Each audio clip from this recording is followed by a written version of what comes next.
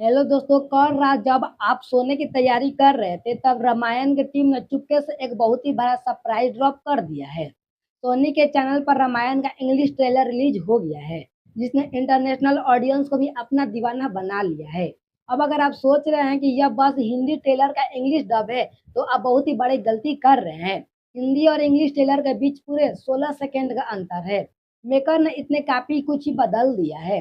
तो चलिए फटाफट से बात करते हैं उन 10 बड़े बदलाव की, जो रामायण के इंग्लिश ट्रेलर में किए गए हैं और कैसे इसने पूरे गेम ही पलट कर रख दी है।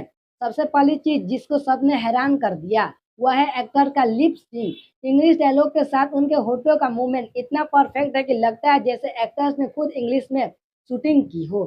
खबरों की मानो तो यह नमित मल्होत्रा के स्पेशल ब्रह्मा एआई का कमाल है। भले ही कुछ लोगों के रिव्यूज पर इसके मिक्स्ड रिएक्शन हो, लेकिन मुझे यह लिप सिंक टेक्नोलॉजी बहुत ही शानदार लगा और स्मूथ लगी।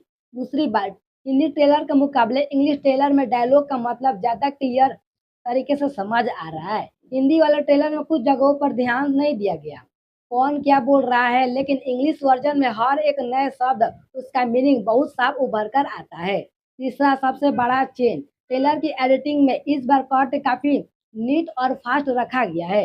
मेकर ने हिंदी ट्रेलर से कुछ डायलॉग और पूरे के पूरे सीन्स उड़ा दिए हैं। इसकी वजह से ट्रेलर की स्पीड टाइट हो गई है और हर फ्रेम आपको बांध कर रखता है। चौथी चीज ऐसी है जो बदलनी तो नहीं है, लेकिन दोनों ट्रेलर में कॉमन जरूर है, और वो है यश की डबिंग। हिंदी की तरह ही इंग्लिश में भी लोगों को यश रावण की आवाज इम्प्रेसिव नहीं लगी। इंग्लिश में किसी और वॉइस आर्टिस्ट ने उनके लिए डब्ड किया है। आवाज भारी जरूर है, लेकिन वो यश की पर्सनालिटी के साथ मैच नहीं कर पा रहा है। पांचवा पॉइंट, इस ट्रेलर की सबसे बड़ी शिकायत है एआई लिप सिंक तो परफेक्ट किया, लेकिन डायलॉग के पीछे जो इमोशन या फील आना चाहिए वह बिल्कुल ही गायब है। ऐसा लग रहा है जैसे सिर्फ शब्दों को ट्रांसलेट करके पढ़ा जा रहा है।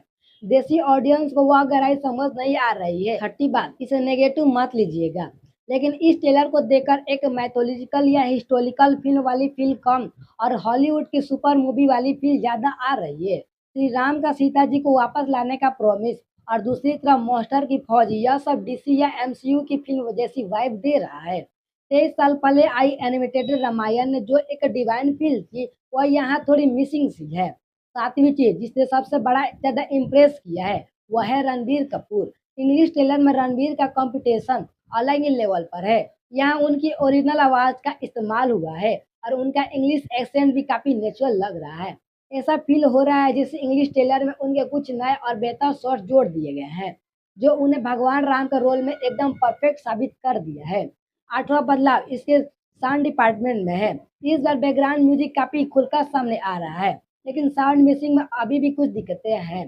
कहीं कहीं आवाज अचानक से बहुत तेज हो जाती है और बीजीएम एकदम नीचे चला जाता है। यह शिकायत हिंदी ट्रेलर के टाइम पर भी कई लोगों ने शिकायत की थी। नौवा पॉइंट विजुअल्स को लेकर है। अगर आप ध्यान से देखेंगे तो इंग्लिश ट्रेलर के कलर हिंदी वर्जन के मुकाबले ज़्यादा ब्राइट, वेल डिटेल और निखर कर आ रहा है।